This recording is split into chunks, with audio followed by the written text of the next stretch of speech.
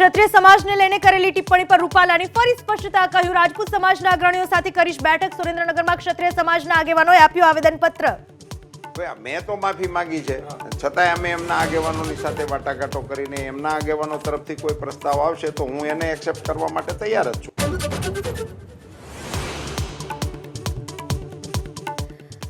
ખેડામાં ધૂળેટીના દિવસે જાહેરમાં સીન સપાટા કરવા યુવકોને પડ્યા ભારે. નડિયાદના વાણિયાવાડ સર્કલ પાસે કારમાં સ્ટન્ટ કરનાર 5 બેફામોની પોલીસે કરી ધરપકડ.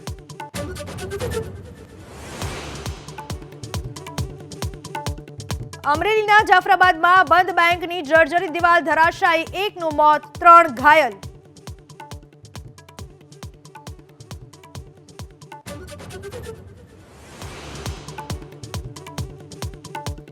અમેરિકાના બાલ્ટીમોરમાં શિપ અથડાતા બ્રિજ તૂટ્યો, ડઝન બંધ ગાડીઓ નદીમાં ખાબકી.